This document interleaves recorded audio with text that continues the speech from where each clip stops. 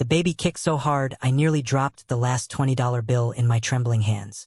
I stood outside Martina's grocery at 11:30 on a Tuesday night, freezing rain soaking through my thin coat, staring at Andrew Jackson's face like it held the answer to all my problems. $20. That's what stood between me and a bed at St. Catherine's shelter tonight. $20 or I'd be sleeping on the street. 8 months pregnant. In November. In Seattle. My shift at Danny's Diner had ended 20 minutes ago. My feet were so swollen my shoes barely fit. My back screamed with every breath. And the baby, my precious, relentless baby, kept kicking my ribs like they were personally offensive. Just a few more weeks, I whispered, rubbing my belly. Then Mama will figure everything out. I promise. It was a lie. I had no idea how I'd figure anything out. But talking to my baby kept me sane. I needed to catch the last bus in 12 minutes. Needed to get to the shelter before midnight curfew. Needed to pay my $20 and collapse into that narrow cot that smelled like bleach and desperation. I was 3 steps toward the bus stop when I saw her. An old woman, huddled against the grocery store wall, soaked through, shivering so violently I could see it from 20 feet away. She had a cardboard sign clutched in arthritic hands, the words bleeding in the rain. Hungry. Please help. I should have kept walking. I should have protected myself. Protected my baby. Should have remembered that I had exactly $23.50 to my name and rent on a shelter bed wasn't negotiable. But her eyes. God, her eyes looked so empty, so defeated, like she'd given up on humanity entirely. I knew that look. I'd seen it in my own mirror 3 months ago, when Marcus told me he didn't want me anymore. Didn't want our baby. Didn't want the burden of a family. My feet moved before my brain could stop them. I crouched down in front of her. Awkward, my belly making everything harder, and the baby kicked again, hard, like it was protesting my stupidity. Mom. My voice came out softer than I intended. Are you okay? She looked up. Her face was weathered, lined with age and hardship. But her eyes, they were sharp, intelligent, completely at odds with the broken woman act. For just a second, I saw something flicker there. Surprise, maybe. Or assessment. I'm fine, dear, she rasped. Just cold. It's a cold night. Have you eaten today? She hesitated, then shook her head. My heart cracked, just split right down the middle. I looked at the 20 in my hand. Looked at this woman who reminded me of my grandmother. Looked at the bus stop where the last bus would arrive in 9 minutes. The shelter or her. My bed or her meal. My safety or her survival. Here. I pressed the 20 into her ice-cold hand before I could second-guess myself. Please, get something hot to eat. Get inside somewhere warm. Her eyes went wide. This is too much, dear. I can't. Please take it. I closed her fingers around the bill. I know what it's like to be hungry and cold and scared. I know what it feels like when everyone just walks past like you don't exist. Please, let me help. But you're... Her gaze dropped to my enormous belly. You're pregnant. You need this money. I'll figure it out. Another lie. But what else could I say? You need it right now. I'll manage. She stared at me like I just performed a miracle. Like I'd done something impossible instead of something incredibly stupid. What's your name? She asked. River. River Sinclair. River. She said it slowly, like she was memorizing it, testing it. You have a kind soul, River Sinclair. The world doesn't deserve people like you. I just hope things get better. For both of us. I smiled even though I wanted to cry. Take care of yourself, okay? I stood up, struggling, my back screaming in protest, and walked toward the bus stop. Behind me, I heard her call out, "Bless you, child. Bless you and that baby." I didn't look back. Couldn't. If I looked back, I'd remember what I'd just done. What giving away that $20 actually meant. The bus pulled up. I climbed on. Used my last $3.50 for the fare. And watched Seattle blur past the rain-streaked windows while I tried to figure out where the hell I was going to sleep tonight. The laundromat on 5th Street was open 24 hours. I'd discovered it 2 weeks ago when I'd missed curfew after a double shift. The owner, a tired-looking man named Chun, never said anything when I came in late at night and sat in the corner pretending to wait for clothes that weren't washing. Tonight, he just nodded at me as I walked in, soaked, exhausted, visibly pregnant and clearly homeless. Rough night, he asked. Something like that. There's hot water in the bathroom. For your feet. Helps with the swelling. I nearly cried at the kindness.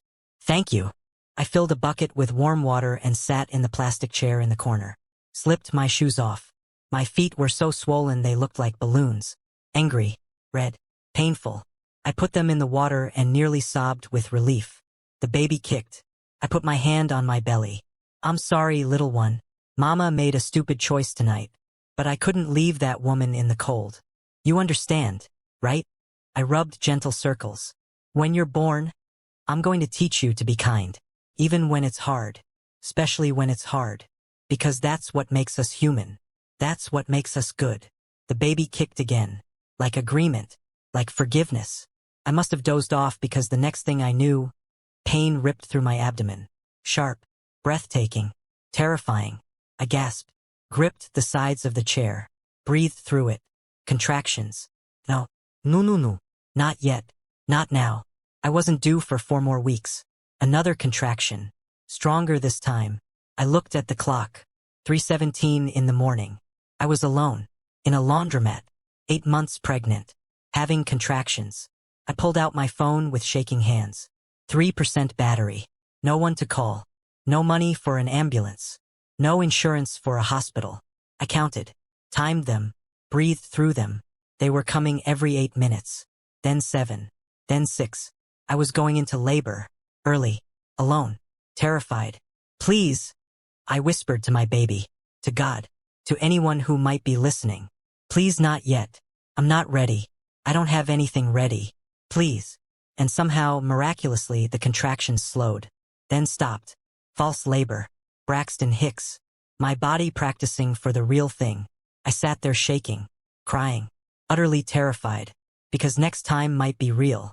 And I had no plan. No support. No way to keep my baby safe.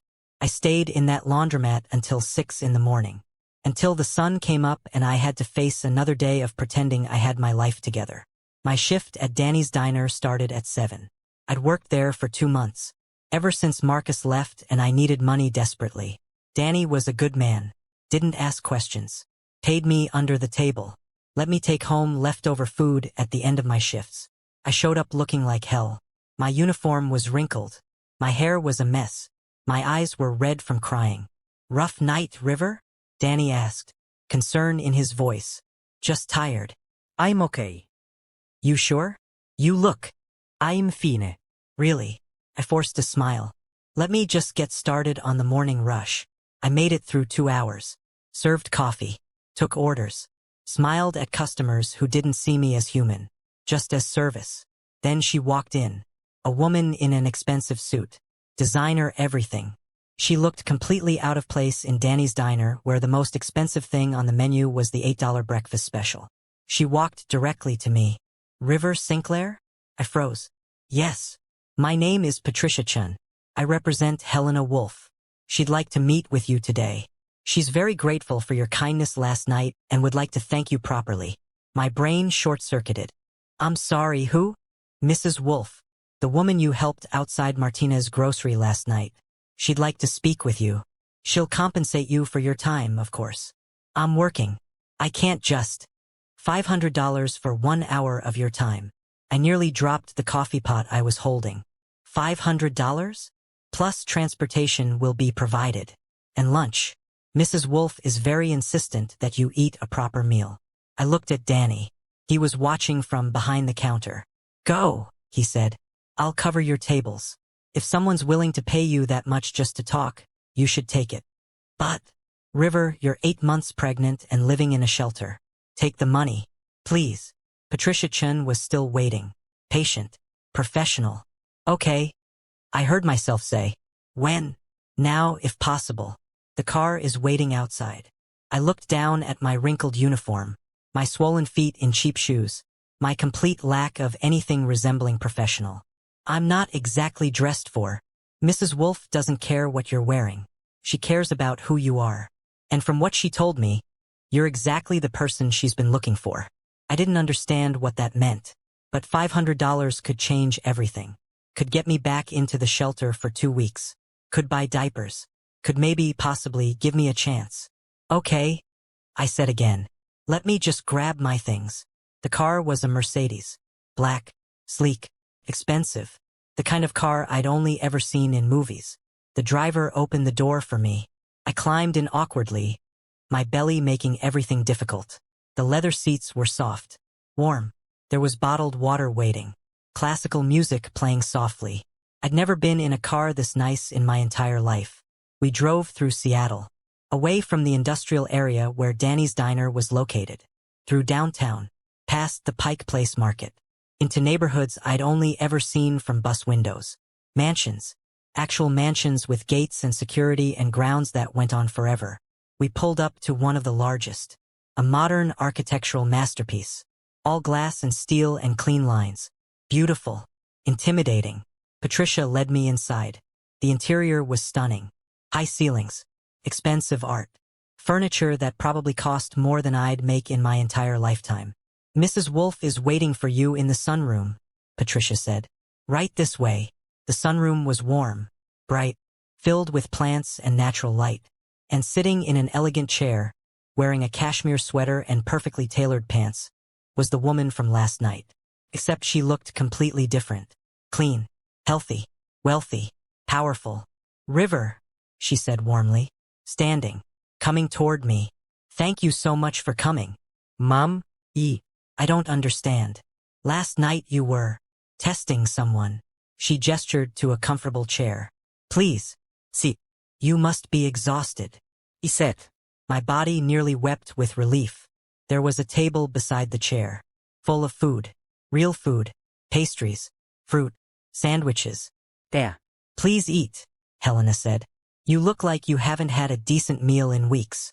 I tried to be polite, tried to take small bites, but I was so hungry and the food was so good, and before I knew it I'd eaten half the table.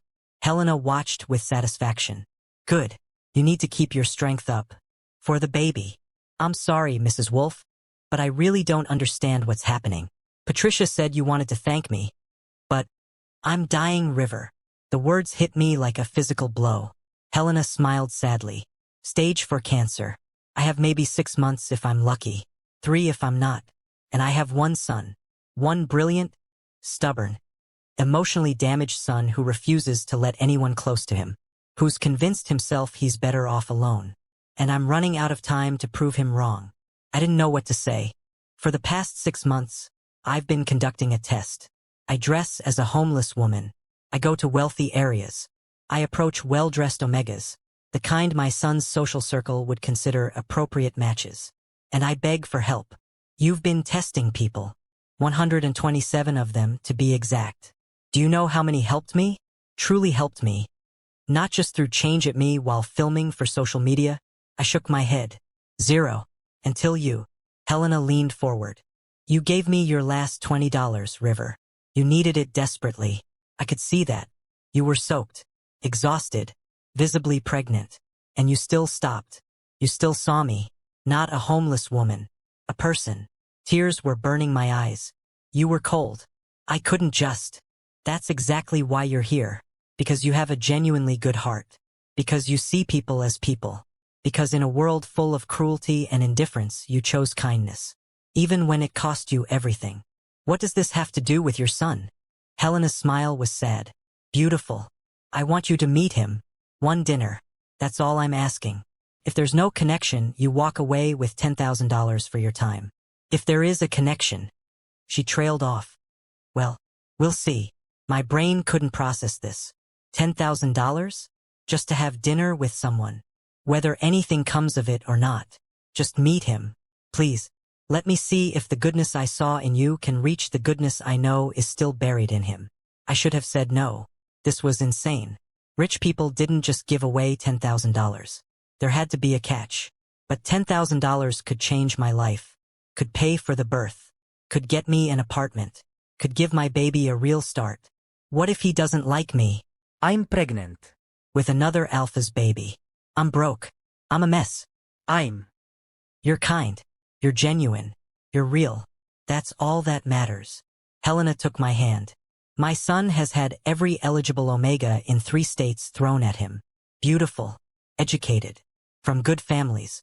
And he's rejected every single one because they all wanted the same thing. his money, his status, his power. None of them wanted him. And you think I'm different? I know you are, because you didn't know who I was when you helped me. You thought I was just a homeless woman who needed help. You asked for nothing in return, expected nothing. You just cared. I looked at this dying woman who was so desperate to see her son happy that she'd spent 6 months disguising herself as homeless, testing strangers, searching for someone worthy. One dinner, I said quietly. If I do this, if I meet him, promise me something. Anything. Tell him the truth. About the test. About me. About everything. I don't want to start whatever this is with lies. Helena's eyes filled with tears. You are remarkable, River Sinclair. Absolutely remarkable. She squeezed my hand. I promise. Complete honesty. No manipulation. Just a chance. That's all I'm asking for. A chance for both of you. Then okay. I'll meet him. Helena's smile was brilliant. Perfect. Tonight, I'll have Patricia bring you clothes, proper maternity wear that actually fits, and she'll pick you up at 6. The restaurant is private. Just the 3 of us. Casual. Comfortable. 3 of us? You're going to be there. Oh, absolutely. Someone needs to make sure my son doesn't scare you off in the first 5 minutes. Helena's expression turned mischievous. He can be a bit intense. Intense how? Let's just say he makes glaciers look warm and fuzzy. Helena laughed. But I promise underneath all that ice, there's a good man. A lonely man. A man who deserves to be loved. You'll see. I wasn't sure I believed her, but I'd already agreed. And honestly, what did I have to lose? Patricia drove me back to the laundromat where I'd stashed my few belongings in a locker. She handed me a garment bag. The dress is inside, along with shoes, undergarments, everything you'll need. There's also a hotel room reserved for you, so you can shower, rest, prepare. A hotel room? Mrs. Wolf insisted. She said you've been through enough. Tonight, you deserve comfort. I nearly cried. Again. I was doing a lot of that lately. The hotel was nice. Not luxury, but clean. Safe. The bed was soft.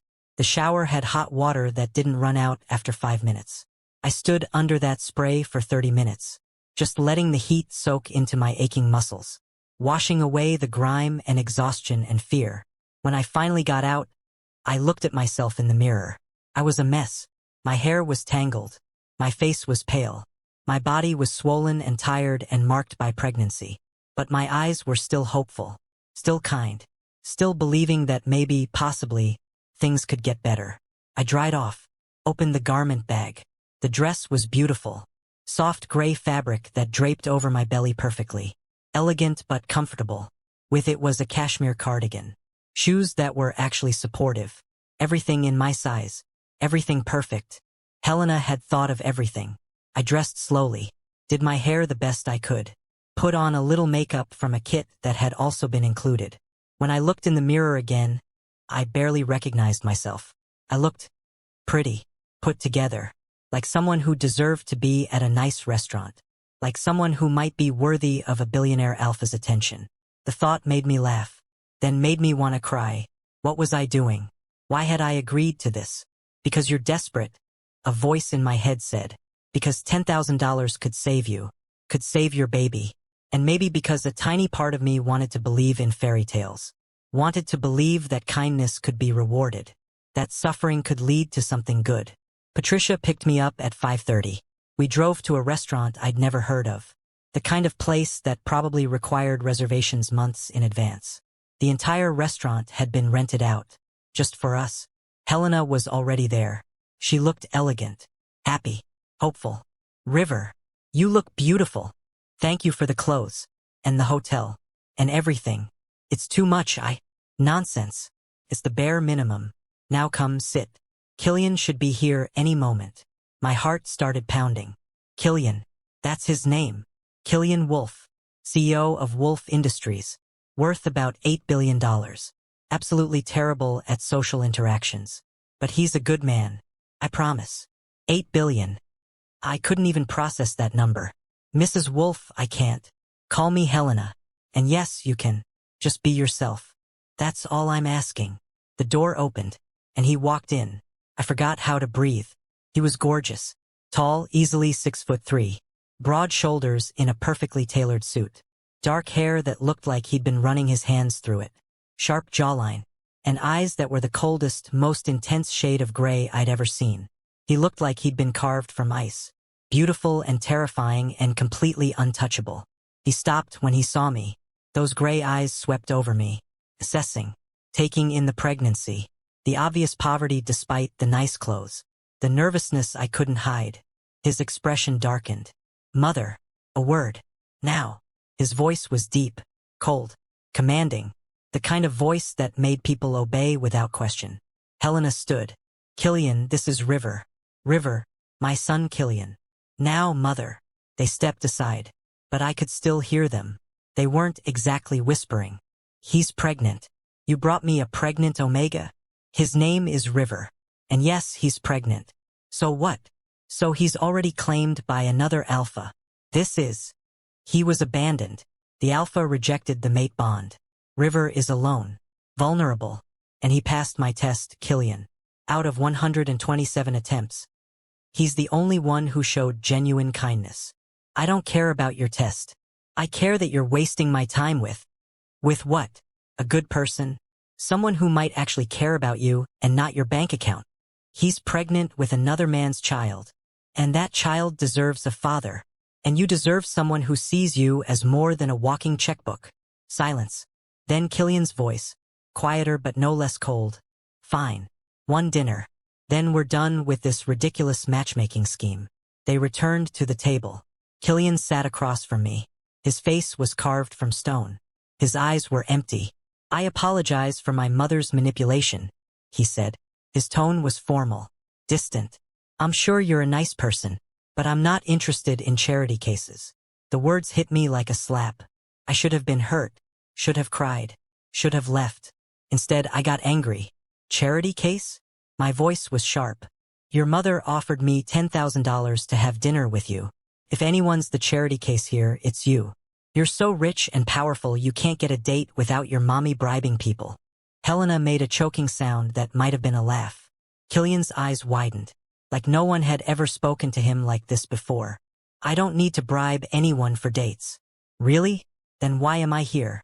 Oh right, because your mommy set this up after spending 6 months pretending to be homeless to find you a suitable mate. I stood up. My chair scraped loudly against the floor.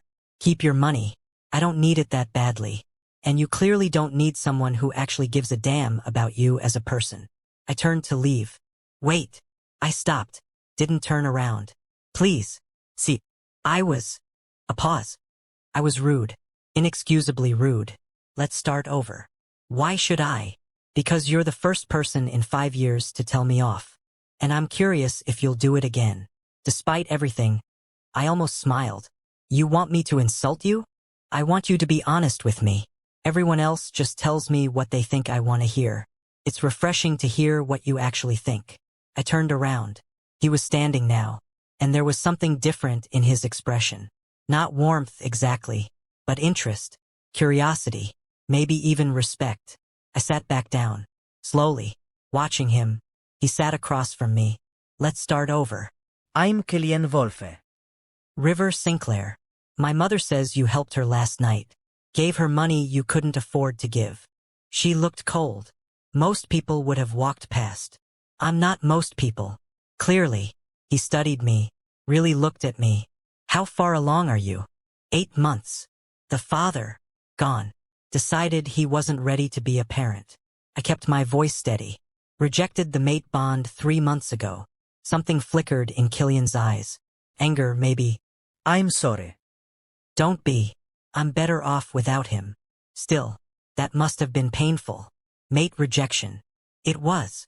I didn't elaborate. Didn't tell him about the physical agony. The feeling of being torn apart from the inside. The weeks of recovery. But I survived. And now I have my baby. That's all that matters. Do you know what you're having? A girl. At least that's what the free clinic told me. A daughter. He said it softly, like the word meant something to him. That's wonderful. We talked after that. Really talked. He asked about my pregnancy, about my plans, about what I wanted for my daughter. I asked about his work. about what he did with a billion-dollar company, about whether he enjoyed it. His face actually animated when he talked about his projects, about technology and innovation and making things that helped people. I thought you were just some ruthless businessman, I said. I am. In business. I don't compromise. Don't show weakness. Don't let people take advantage. He paused. But the work itself, I like building things that matter, things that make a difference. That's not ruthless. That's passionate. He looked startled. No one's ever called me passionate before. Maybe you've been talking to the wrong people. An hour passed. Then two. Neither of us noticed.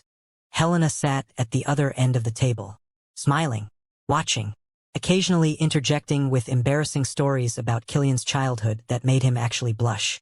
Mother, please. Oh, hush.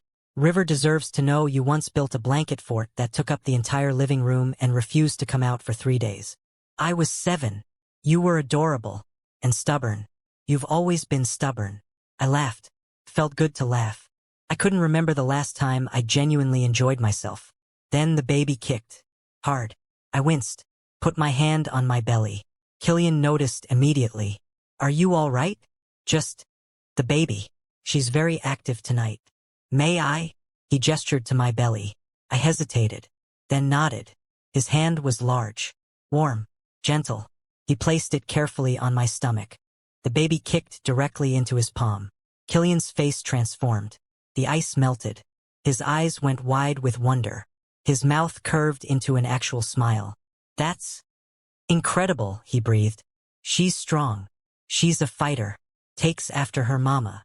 I believe it. He kept his hand there, like he didn't want to let go. What are you going to name her? I don't know yet. I wanted to meet her first. See what fits. That's wise. He finally, reluctantly, pulled his hand away. River, I'd like to see you again. If you're willing. My heart stuttered. Really? Really? I know this is sudden. I know my mother orchestrated this. But I don't care. I want to see you again. Get to know you. Spend time with you. Why? Because you're real. You're honest. You told me off and made me laugh, and you're sitting here 8 months pregnant acting like it's not the most vulnerable position a person can be in. His gray eyes were intense, focused entirely on me. Because for the first time in years, I actually want to know someone. I didn't know what to say. Helena did. Yes. Oh, thank God. I mean, she composed herself. I mean, how wonderful. River, would you be willing to see Killian again? I looked at this alpha, this brilliant, damaged, ice-cold man who'd somehow smiled at my baby's kick. One condition, I said. Name it. Stop calling yourself ruthless. You're not. You're careful. There's a difference. He stared at me, then laughed. Actually laughed. The sound was rusty, like he hadn't done it in years. Deal. One more condition of my own. What? Move in with me. I choked on my tea. What? You're homeless. 8 months pregnant. Working yourself to exhaustion. Let me help. I have a penthouse with 6 bedrooms. You can have your own space. Your own room. No expectations. No pressure. Just safety. For you and the baby. Killian, that's insane. We just met. Which is why I'm offering you a room, not my bed. Look, I know this is crazy. I know it's too fast. But my mother is right about one thing. That baby deserves safety. Deserves a home. Let me provide that. At least until she's born. Then if you want to leave, I'll help you find an apartment. Set you up. Whatever you need. Helena was practically vibrating with excitement. I don't need charity, I said quietly. It's not charity. It's... Killian struggled for words. The selfish, actually. Because I want to see you again. Want to spend time with you. And I can't do that if you're sleeping in a laundromat and working double shifts. How did you? Patricia's report was very thorough. He had the grace to look embarrassed. I know where you've been staying. What you've been doing. And I can't. I won't let you go back to that. Not when I have the means to help. I should have said no. Should have protected myself. Should have remembered that fairy tales aren't real. But I was so tired. So scared. So desperate. And this alpha was offering safety. For me and my baby. Okay. I whispered. But I'm paying you back. Somehow. When I can. We'll negotiate terms later. For now, just Let me help. Please. Helena actually squealed. Oh, this is perfect. River, you'll love the penthouse. It has the most beautiful nursery. Well, it's a guest room now, but we can convert it. Oh, and the kitchen. Killian never uses it, but it's gorgeous. And the view. You can see the whole city. Mother, you're overwhelming her. I'm excited. My son is finally bringing someone home. It's not like that. Yet. Helena winked at me. It's not like that yet. Killian groaned. I'm regretting this already. But he was smiling. Actually smiling. And I realized Helena had been right. Underneath all that ice, there was warmth. It was buried deep, protected, hidden. But it was there. And maybe, just maybe, I could help him find it again. Patricia drove me to Killian's building that night. He rode with us, pointing out neighborhoods, telling me about the city, making awkward small talk. He was nervous. This powerful, ruthless alpha was nervous. It was oddly endearing. The building was stunning, modern, secure. The kind of place that had doormen and keycard access and probably cost more per month than I'd make in my entire life. We took a private elevator to the penthouse. The top floor. The ride felt like it lasted forever. I should mention, Killian said as the elevator climbed, I'm not good at this, at having people in my space, at sharing, at being domestic. So if I'm awkward or say the wrong thing, just tell me, please. You're already doing fine. I haven't even shown you the apartment yet. You're nervous. It's sweet. He looked genuinely shocked. Sweet? No one's ever called me sweet. Then everyone else is wrong. The elevator doors opened. The penthouse was breathtaking. Floor-to-ceiling windows overlooking the city. Modern furniture. Clean lines. Expensive everything. But it was also empty. Cold. Like Killian's eyes. It didn't look like anyone lived here. It looked like a showroom. It's beautiful, I said carefully. It's sterile, Killian corrected. I know. I don't really decorate or personalize or make it feel like home. Maybe I can help with that. He looked at me, really looked at me. Maybe you can. He showed me to a bedroom. It was enormous, bigger than any place I'd ever lived, with an attached bathroom, a walk-in closet, views of the city. This is yours, Killian said, for as long as you need it. Patricia had some things delivered earlier. Clothes, toiletries, everything you should need. If there's anything else, just tell me. Killian, this is too much. It's not enough. Not for what you've been through. Not for what you gave my mother. He stepped back, gave me space. Get some rest. We'll talk more in the morning. Figure out logistics, doctor appointments, whatever you need. Thank you for all of this. Thank you for giving me a chance. For not running when I was an ass at dinner. For being here. He left, closed the door, left me alone in this beautiful room. I sat on the bed. It was soft, too soft. I was afraid if I laid down I'd never get up. The baby kicked. We did it, little one, I whispered. We're safe. At least for now. We're safe. I laid down, just for a minute, and I slept for 12 hours straight. The first real sleep I'd had in months. When I woke, the sun was streaming through the windows. I smelled coffee and bacon. I found Killian in the kitchen, cooking breakfast. He was wearing sweatpants and a t-shirt. His hair was messy. He looked almost human. Good morning, he said, slightly awkward. I wasn't sure what you liked, so I made everything. The counter was covered with food. Eggs, bacon, pancakes, fruit, toast. Enough for 10 people. You made all this? I stress cook. It's a thing.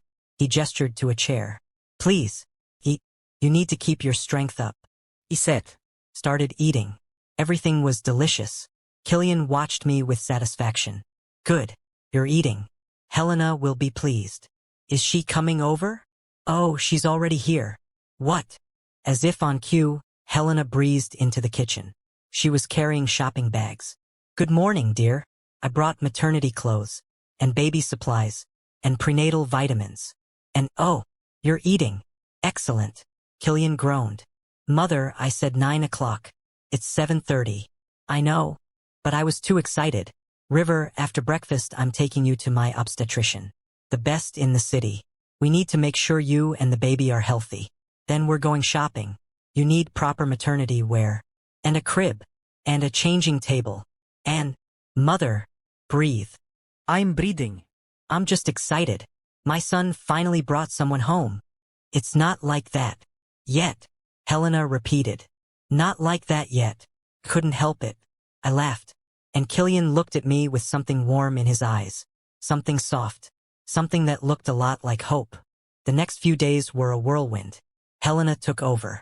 She scheduled doctor appointments, took me shopping, filled the guest room with baby supplies, insisted on converting it into a proper nursery.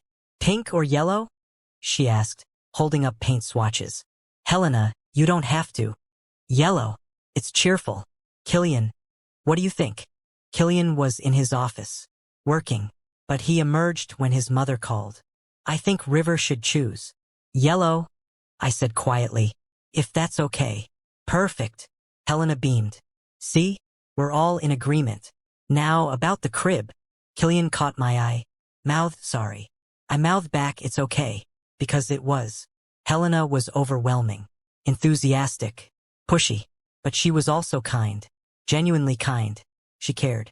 Not because she had to, because she wanted to. And Killian was changing. He still left for work every morning at 6. Still worked 12-hour days.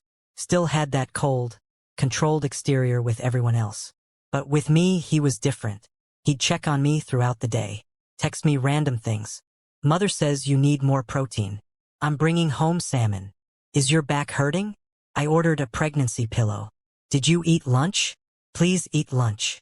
He'd come home and immediately ask how I was feeling, if the baby had kicked, if I needed anything.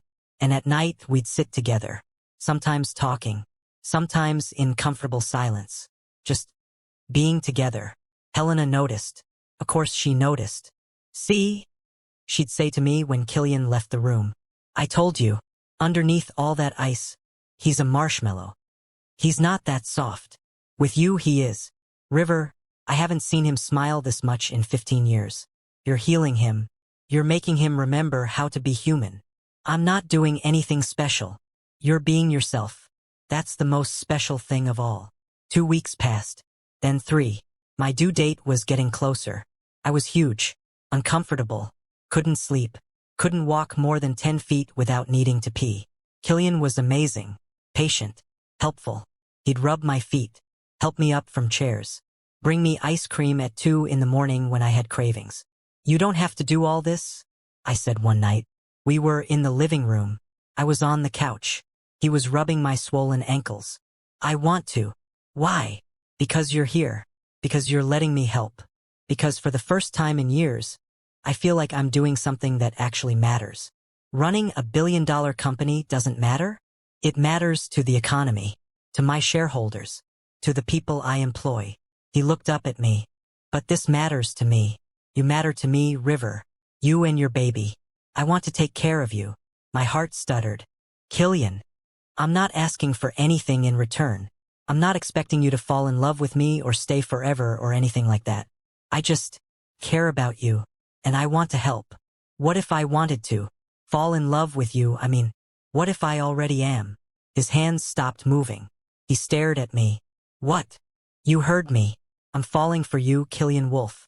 Your awkwardness, your sweetness, the way you stress cook, the way you text me about protein intake, the way you rub my feet without complaining even though I know you have a million other things to do. River, I know it's crazy. I know it's too fast. I know I'm pregnant with another man's baby and probably the worst possible mate candidate in the world. But I can't help it. You make me feel safe, cared for, wanted. And he kissed me, gentle, tentative, like I was something precious. When he pulled back, his eyes were bright, emotional. I'm falling for you too, he whispered.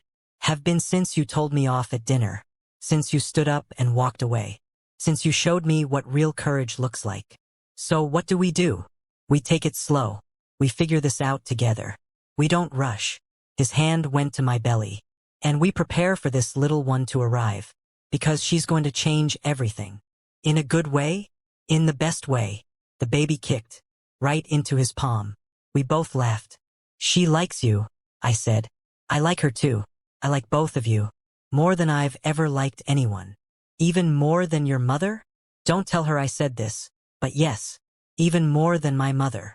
We sat there, his hand on my belly, my hand covering his, and I felt something I hadn't felt in months. Hope. Real, genuine, fragile hope. That's when everything shattered. The doorbell rang. Killian frowned. I'm not expecting anyone. Maybe it's your mother. She did say she was bringing more baby things. She has a key. She doesn't ring the bell. He stood, walked to the door, checked the security camera. His entire body went rigid. Killian? What's wrong? He didn't answer, just opened the door. And Marcus walked in. My ex-mate, the alpha who'd abandoned me, who'd rejected our bond, who'd left me homeless and pregnant and broken. Couldn't breathe, couldn't move, couldn't think.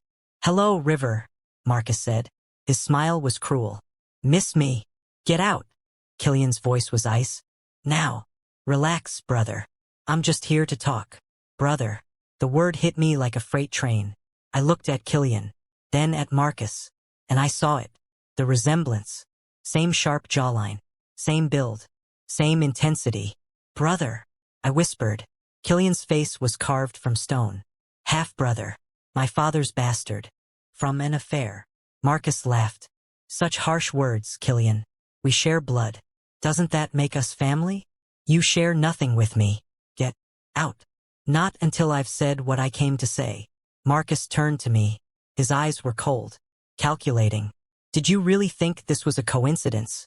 River? That you just happened to meet Killian's mother? That she just happened to test you? What are you talking about? I planned all of it. I told my contacts where you'd be that night. Made sure Helena would be there. Made sure you'd give her that money. Made sure she'd fall for the act. My stomach dropped. You're lying, I said. Am I? Think about it. What are the odds that a dying billionaire's mother just happens to pick the exact street corner where her son's half-brother's ex is working? The exact time? The exact moment? That's impossible. You couldn't have known. But I did, because I've been watching you for months. River. Ever since I left. Keeping tabs. Making sure you were suffering. And when I heard about Helena's little test, I saw an opportunity. Killian moved. Had Marcus against the wall in seconds. What did you do? I planted him. Marcus laughed even with Killian's hand around his throat. I made sure River would be in the right place at the right time. I even made sure he'd be desperate enough to give away his last $20.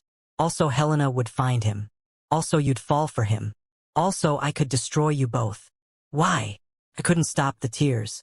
Why would you do this? Because Killian has everything. Money, power, respect, our father's legacy, while I got nothing. Just the shame of being the bastard. So I wanted to take something from him. And what better way than to make him fall in love with my discarded Omega? Killian's grip tightened. You're insane. Maybe, but I'm also right. Look at him, Killian. Look at how broken he is. You actually think he loves you? He's using you. For your money. For safety. For. Stop. I was shaking. Crying. Just stop. Please. Marcus smiled. The truth hurts. Doesn't it, River? You thought this was real. Thought you'd found your fairy tale. But it was all me. Every moment. Every connection. All manufactured. Killian released Marcus. Turned to me. His eyes were devastated. River. Did you know? My voice broke. Did you know he was my ex? Not until right now. I swear. I had no idea Marcus was. But you knew you had a half-brother. You knew he existed. Yes. But I didn't know who he'd mated. Where he was. What he. So this entire thing could be true. Everything he's saying. This could all be a setup. It's not. River, please. You have to believe me. But I didn't know what to believe anymore. Marcus headed for the door. Enjoy your fairy tale while it lasts. River. But remember it was built on lies. Mine. Killian's. Everyone's. You were just a pawn. And now you're trapped. He left. The silence that followed was deafening. Killian turned to me. River. Please. Let me explain. Explain what? That everything Marcus said might be true? That I might have been manipulated from the start. You weren't. My mother's test was real. Her search was real. What I feel for you is real. How do I know that? How do I know any of this is real? Because I'm telling you it is. Your half-brother told me he loved me too. Then he abandoned me when I got pregnant. Forgive me if I don't just take an alpha's word for things anymore. Killian flinched like I'd hit him. You're right. You have no reason to trust me. But River, please. Don't let him destroy this. Don't let him win. He already won. Because now I don't know what's real. I don't know if your mother really found me by chance or if Marcus arranged it. I don't know if you actually care about me or if you're just playing some game with your half-brother. I don't know anything anymore. The baby kicked. Hard. Like she was protesting. Like she knew something was wrong. I put my hand on my belly. I need to leave. What? No. River. I can't stay here. Not knowing. Not wondering. I can't. Then we'll figure it out together. We'll investigate. We'll find out the truth. But don't leave. Please. I have to. For me. For my baby. I have to. I walked to my room. Started grabbing things. The clothes Helena had bought. My few personal items. Everything. Killian followed. Where will you go? You don't have anywhere. I'll figure it out. I always do. River, you're 9 months pregnant. You can't just. Watch me. I pushed past him. Headed for the elevator. He grabbed my arm. Gentle. Desperate. Please. Don't do this. Don't let him destroy us. There is no us, Killian. There never was. Just a dying woman's matchmaking scheme and 2 broken people trying to fill the emptiness. That's not love. That's desperation. You don't believe that. I don't know what I believe anymore. The elevator doors opened. I stepped inside. Killian stood in the doorway, looking more devastated than I'd ever seen him. I love you, he said quietly. That's real. Whatever else happened. However we got here. What I feel for you is real. The doors started to close. I'm sorry, he whispered. I'm so sorry. And then he was gone. I made it to the lobby before I started crying. The doorman tried to ask if I was okay. I pushed past him. Out into the street. Into the rain that had started falling. I had nowhere to go. No money. No plan. Just a broken heart and a baby who would be born any day now. I walked. I don't know for how long. Don't know where I was going. Just away. Away from Killian. Away from Marcus. Away from everything. My phone rang. Helena. I answered. Because I owed her that much. River? Killian just called. He's devastated. What happened? Did you know? I asked. About Marcus. About him being Killian's half-brother. About him being my ex. Silence. Helena. Did you know? Not until Killian told me just now. I swear. I had no idea Marcus was his half-brother. He changed his last name years ago. I never made the connection. But this could all be true. What Marcus said. About setting this up. It's not. River, I've been testing people for 6 months. Long before Marcus could have known about it. Long before he could have planned anything. How do I know that? Because I'm dying. And I don't have time for games. All I wanted was to find someone good for my son. Someone real. That's you. That's always been you. I don't know what to believe anymore. Then believe this. Killian loves you. I've never seen him like this. He's calling me crying, River. My son who hasn't cried since he was 15 years old is sobbing because you left. That's real. That's not manipulation. That's love. I was crying too. Standing in the rain. 9 months pregnant. Lost. I'm so scared, Helena. I know, dear. But you don't have to be scared alone. Come back. Please. Let us help you figure this out. Let us prove that what we have is real. What if it's not? What if Marcus is right? Then we deal with it together. As a family. But don't run. Don't let fear destroy something beautiful. I stood there. In the rain. My mind racing. Then I felt it. A contraction. Real. Strong. Undeniable. Helena. I gasped. The baby. I think. Another contraction. Stronger. My water broke. Right there on the street. River? River. I'm in labor. I managed. I don't know where I am. I don't. A car screeched to a halt beside me. Killian jumped out. He must have been following me. I've got you, he said. I've got you. He scooped me up. Put me in the car. Called an ambulance. Stay with me, he kept saying. Just stay with me. The contractions were coming fast. Too fast. We didn't make it to the hospital. The ambulance met us halfway. Paramedics loaded me onto a stretcher. Killian refused to let go of my hand. Sir, we need space to work. I'm not leaving her. Another contraction. I screamed. The pain was unbearable. The baby's coming too fast, one paramedic said. We won't make it to the hospital. We need to deliver here. Here. In the back of an ambulance. In the rain. With the man I'd just left holding my hand. I'm scared, he sobbed. I know. But I'm here. I'm not going anywhere. Killian's face was above mine. You can do this, River. You're the strongest person I know. I can't. Yes, you can. Look at me. Just look at me. I locked eyes with him. Those gray eyes that had been so cold when we met. That were now filled with nothing but warmth and fear and desperate love. Breathe with me, he said. In. That's it. You've got this. The paramedics were moving, positioning, preparing. On the next contraction, I need you to push, one said. The contraction came.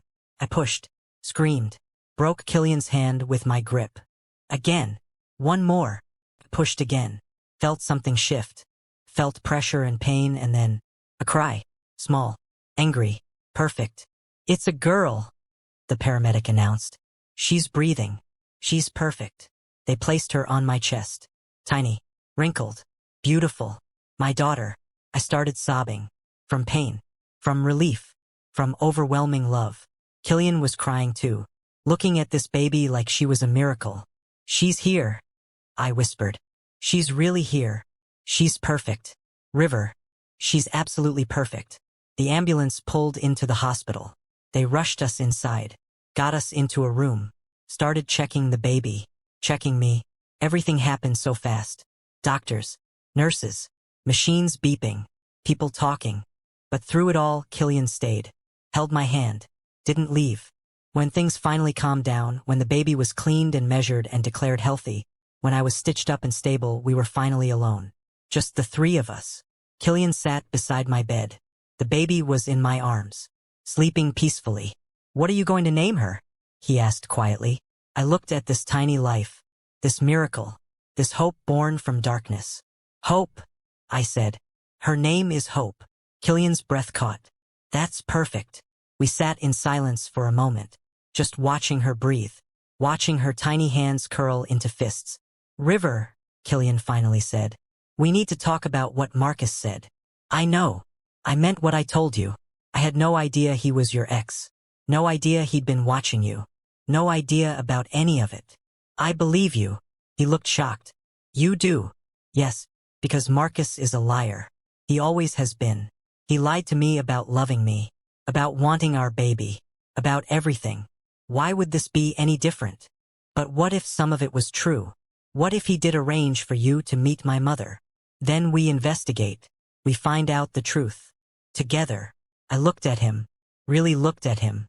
But I'm not running again. Not from you. Not from this. Because what we have is real, Killian. I feel it. And I'm choosing to believe in it. Even after everything? Especially after everything. You just delivered my baby in the back of an ambulance. You followed me into the rain when I ran. You've been here through all of it. That's not manipulation. That's love. He leaned forward, pressed his forehead to mine. I love you so much it terrifies me. I love you too, and I'm sorry I ran. I'm sorry I doubted you. You had every reason to doubt. Marcus made sure of that. Then let's prove him wrong. Let's build something real. Something he can't touch or destroy or claim credit for. Killian kissed me. Soft. Sweet, full of promise. Then Hope started crying. We both laughed. Welcome to parenthood, I said. I couldn't imagine anything better. He picked up Hope, held her carefully. She quieted immediately in his arms. Hi, little one, he murmured. I'm Killian. And I'm going to love you and your mama for the rest of my life. Is that okay? Hope made a small sound, like agreement. I think she approves, I said. Good. Because I'm not going anywhere. The door burst open. Helena rushed in. She'd been in the waiting room. Is she here? Is my grandbaby here? She's here. Meet Hope. Helena started crying immediately. Oh, she's perfect. Absolutely perfect. She took Hope from Killian. Held her like she was the most precious thing in the world. Hello, sweet girl. I'm your grandmother, and I have so many stories to tell you about your brave mama and your stubborn papa. Papa. I looked at Killian. He was blushing. I mean, if that's okay. I know I'm not her biological father, but I'd like to be her father in every way that matters. I'd like that too. Helena was beaming. This is perfect. My family. All together. There's just one problem, I said quietly. What? Marcus. He's not going to stop. He's going to keep trying to destroy this. To claim he orchestrated everything. Then we deal with him, Killian said. His voice went cold. Hard. Permanently. Killian. I don't mean kill him. I mean expose him. Destroy his credibility. Make sure everyone knows what he did. How he abandoned you. How he tried to manipulate all of us. How do we do that? Helena smiled. It was sharp. Dangerous. Leave that to me, dear. I may be dying, but I still have connections. And I've been waiting 15 years to put that boy in his place. Mother, what are you planning? Nothing illegal. Just thorough.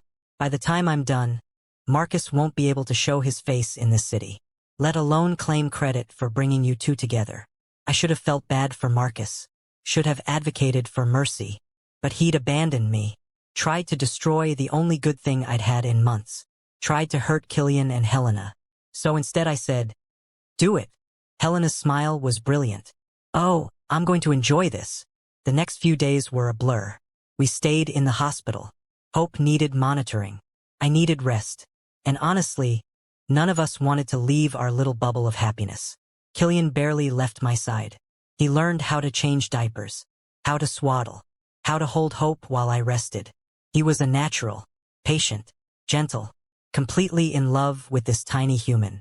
I never thought I'd be a father, he said one night. Hope was asleep on his chest. Never wanted to risk becoming like my own father. Cold, distant, cruel. You're nothing like that. How do you know? Because you're here. Because you chose us. Because you're scared of being a bad father, which means you'll work to be a good one. I touched his hand. You're going to be amazing, Killian. I already know it. He kissed Hope's head. I'm going to spend every day proving you right. Helena visited constantly, brought supplies, gave advice, made everyone laugh with stories about Killian's childhood. Did I tell you about the time he tried to run away from home because I wouldn't let him get a dog? Mother, please. He packed a little suitcase, got to the end of the driveway, then came back because he realized he'd forgotten his favorite blanket. I was 6. You were adorable, and you still are. I watched them, this family that had taken me in, that had chosen me, that had loved me when I was at my lowest. And I felt something settle in my chest, something that felt like belonging. On the 3rd day, Patricia arrived with news. We've completed the investigation, she said, about Marcus's claims. And, Killian tensed. He was lying. About most of it, anyway. Mrs. Wolf's test was genuine. She'd been conducting it for 6 months before Marcus even knew River's location. The timing of River being at that grocery store was pure coincidence. Marcus couldn't have arranged it. Relief flooded through me. So it was real. All of it. Yes. However, Patricia's expression darkened. Marcus did know about the test, and he was planning to use it. We found messages between him and an associate discussing how to plant someone in Mrs. Wolf's path. They just never got the chance because River found her first. So his plan failed, Helena said with satisfaction. Spectacularly. And there's more. We've found evidence of multiple fraudulent business dealings, tax evasion, embezzlement, enough to put him away for 10 to 15 years. Killian's smile was cold. Perfect. File everything. Press charges. I want him prosecuted to the fullest extent. Already done. The authorities arrested him this morning. I should have felt bad. Should have felt guilty. But all I felt was relief. Marcus couldn't hurt us anymore. Couldn't threaten our family. Couldn't claim credit for something he didn't do. We were free. Thank you, Patricia, I said. My pleasure, Mrs. Sinclair. Or will it be Mrs. Wolf soon? She was smiling. I looked at Killian. Is that a proposal? Not yet, but soon. He took my hand. When you're ready, when hope is settled, when everything is perfect. It's already perfect. Then maybe sooner than I thought. We brought Hope home a week later. The penthouse had been completely transformed. The nursery was finished. Yellow walls, white furniture, everything a baby could need. But it was more than that. The whole apartment felt different. Warmer, more lived in, more like a home. There were photos now, of Hope, of the three of us, of Helena holding her granddaughter. There was clutter, baby things everywhere, bottles, diapers, tiny clothes. There was life, real, messy, beautiful life. "Welcome home, Hope," Killian said, carrying her inside. "This is where you'll grow up, where you'll be loved, where you'll always be safe." Hope yawned, completely unconcerned with the significance of the moment. We laughed. "She's not impressed," I said. "She will be, eventually, when she's old enough to appreciate that her papa bought her an entire floor of a building." "You what?" "I bought the floor below us, for Hope, for when she's older, for her own space." He looked embarrassed. "Is that too much?" "I think it might be too much. It's perfect. You're perfect." Helena arrived minutes later. Of course she did. "I'm not staying," she announced. "I know you need family time. I just brought dinner, and dessert, and some things for Hope. And, Mother, that's 7 bags." "I know. I couldn't help myself. She's my first grandbaby." She stayed for 3 hours, playing with Hope, helping with feeding, giving advice. When she finally left, Killian and I collapsed on the couch. "Your mother is a force of nature," I said. "I know." I'm sorry. "Don't be. She's wonderful. Hope is lucky to have her. We're all lucky to have her." Hope started crying. Again. She had impeccable timing. "My turn," Killian said, standing. "You rest." I watched him go to Hope, pick her up, soothe her, talk to her in that soft voice he only used with her. And I felt my heart swell. This was my family, my home, my future, built on $20 and kindness and hope. 2 months passed, then 3. Helena's health was declining. The cancer was aggressive. She was spending more time in the hospital. But she never complained, never showed fear. "I got to see my son happy," she'd say. "I got to hold my granddaughter. I got everything I wanted. The rest is just details." But Killian was struggling, watching his mother fade, knowing there was nothing he could do. "I'm not ready," he told me one night. Hope was asleep. We were in bed. "I'm not ready to lose her. I know.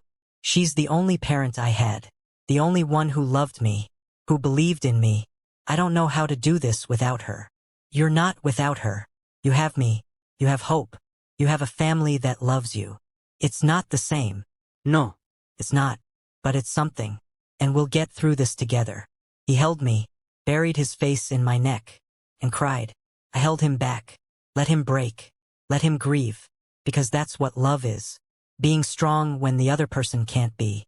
Helena passed away on a Tuesday morning. Peacefully. In her sleep. With Killian holding one hand and me holding the other. Hope was asleep on my chest. "Take care of them," she whispered. Her last words. To Killian. "Take care of your family." "I will. I promise." "Good boy," she smiled. "I'm so proud of you." Then she closed her eyes. And she was gone. The funeral was massive. Hundreds of people. All mourning a woman who'd touched so many lives. But the private service was just us. Killian, me, Hope, a few close friends. Killian gave the eulogy. His voice shook, but he made it through. "My mother saved me. Twice. Once when she left my father and took me with her. And once when she refused to let me die alone. When she forced me to open my heart to the possibility of love. A family. Of happiness." He looked at me. "She gave me River. She gave me hope. She gave me a reason to be better. And I will spend the rest of my life honoring that gift." There wasn't a dry eye in the room. After, we scattered her ashes in the garden she'd loved, where she'd spent so many hours planning and plotting and hoping. "Thank you," I whispered to her, "for finding me, for believing in me, for giving me a family." Killian stood beside me, Hope in his arms. "She'd be happy," he said, "seeing us like this, together. She orchestrated it. She did. And I'll be grateful for that for the rest of my life." We stood there, in the garden, saying goodbye to the woman who'd brought us together. And I felt her presence. Warm, loving, proving. She'd gotten what she wanted. Her son was happy, had a family, had love, and now she could rest. 6 months after Helena's death, Killian proposed. It was nothing fancy, just the three of us in the nursery. Hope was playing on her mat. Killian got down on one knee. "I know we've done everything backwards," he said. "Living together before dating, having a baby before being married, building a family before building a relationship.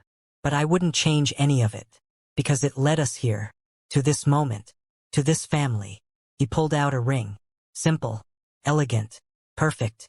"River Sinclair, will you marry me? Will you let me be your mate, your partner, your family, forever?" Hope chose that moment to babble loudly, like she was encouraging me to say yes. I laughed through tears. "Yes, 1,000 times yes." He slipped the ring on my finger, kissed me, then picked up Hope. "Hear that, little one? Your mama said yes. We're going to be a real family." Hope grabbed his nose. Her favorite thing to do. We all laughed. The wedding was small, intimate, just close friends and family. I wore a simple dress. Killian wore a suit. Hope wore a tiny flower crown and promptly tried to eat it.